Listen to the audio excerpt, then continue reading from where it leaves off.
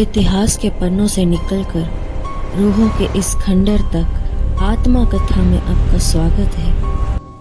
राजस्थान की अरावली पहाड़ियों के बीच एक ऐसी जगह छुपी है जहां दिन में सैलानी आते हैं, लेकिन रात में खुद सन्नाटा भी डर जाता है।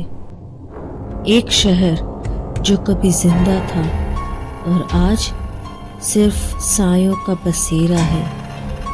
भानगढ़ एक ऐसा नाम जिसे सुनते ही दिल की धड़कन एक पल को रुक जाती है। लेकिन सवाल ये है, आखिर भारत सरकार ने इस जगह पर रात में रुकने की पाबंदी क्यों लगाई? क्या वाकई यहाँ पत्थर आज भी चीखते हैं? आज मेरे साथ चलिए इस सफर पर, जहाँ हम भानगढ़ के सच, श्राप और साय सबकी परतें खोलेंगे। सन 1573 यह किला बना था राजा मानसिंह के भाई माधो सिंह के लिए। सोचिए, जहाँ आज टूटी दीवारें और वीरान गलियां हैं, वहाँ कभी महलों में दिए जलते थे, नर्तकियों की घुंघरू गूंजती थी, बाजारों में जिंदगी दौड़ती थी। मुख्य द्वार से अंदर आते ही हनुमान मंदिर, गोपीनाथ मंदिर और सोमेश्वर मंदिर थे। आज भी उनकी नक्श जिंदा है, लेकिन उनके चारों ओर का शहर मर चुका है। इतना समृद्ध शहर इतनी अचानक कैसे खत्म हो गया? यहीं से जन्म लेता है भानगढ़ का पहला शहर। भानगढ़ के बनने से पहले इस पहाड़ी पर रहते थे एक सिद्ध तपस्वी साधु बालूनाथ। वे वर्षों से यहाँ तपस्या कर रहे थे।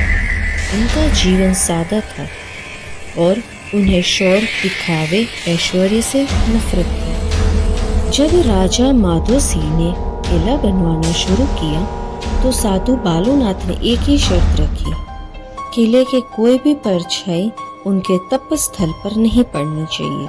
राजा ने वादा किया। शुरुआत में किले की इमारतें नीचे रखी गई, लेकिन समय बीतता गया, राज्य समृद्ध हुआ और लालच ने जन्म लिया।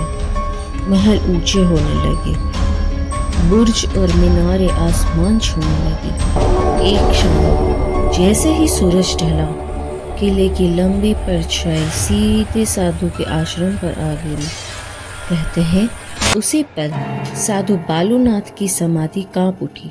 उन्होंने आंखें खोली और क्रोध में कहा, जिस जगह ने मेरी साधना का अपमान किया, वहां अब कभी जीवन नहीं बचेगा।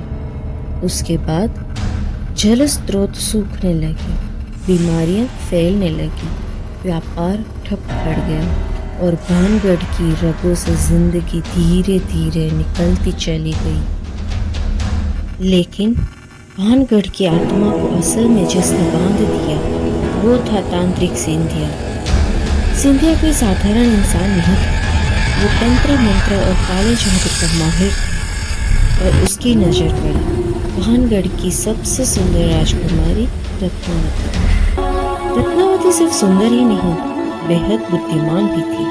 तांत्रिक जानता था सीधे प्रेम में वो कभी नहीं फंसेगी, इसलिए उसने चुना काला जादू।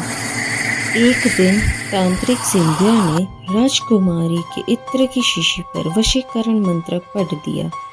योजना थी, जैसे ही रत्नावती इस इत्र को लगाएगी, वो सिंधिया की दासी बन जाएगी। लेकिन किस्मत को कुछ और मंजूर था। राजकुमारी ने शीशी को पहचाना, उसे जमीन पर फेंक दिया।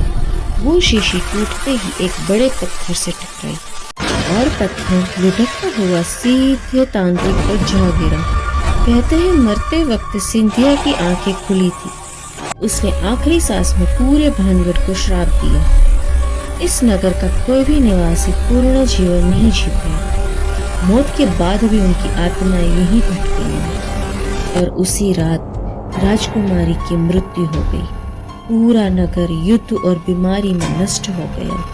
कोई भी आत्मा मोक्ष नहीं पा सकी। दो श्राप, पहला था जीवन के अंत का और दूसरा मृत्यु के बाद भी मुक्ति न मिलने का। इसलिए कहते हैं भानगढ़ सिर्फ उजड़ा हुआ शहर नहीं, वो एक कैद खाना है जहाँ आज भी रूहें बंद है। वैज्ञानिक इसे वहम कहते हैं, लेकिन अनुभव कुछ और बताते हैं।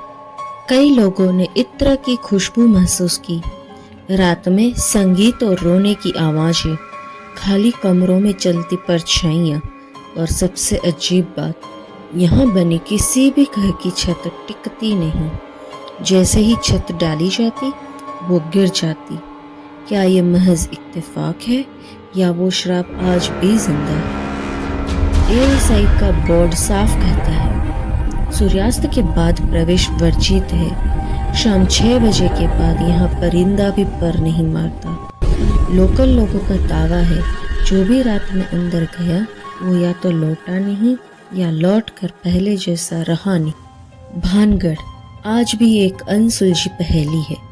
एक तरफ इतिहास की खूबसूरती और दूसरी तरफ डर की परछाइयाँ। क्या ये सिर्फ कहानियाँ हैं या सदियों पुराना श्राप आज भी सांस ले रहा है? इसका जवाब शायद आज भी इन्हीं खंडरों में कहीं दफन है। क्या आप मानते हैं भानगढ़ में आज भी रूहें भटकती है? हमें कमेंट करके जरूर बताइएगा। अगर आपको वीडियो पसंद आया हो तो वीडियो को लाइक करें और दोस्तों को शेयर करना ना भूलें। और ऐसे ही दिल दहला देने वाले रहस्यों को सिर्फ आत्मकथा पर देखने के लिए चैनल को सब्सक्राइब जरूर करें। मिलते हैं आत्मकथा की अगली डरावनी रात में। शुभ रात्रि। अगर आप सो सके तो।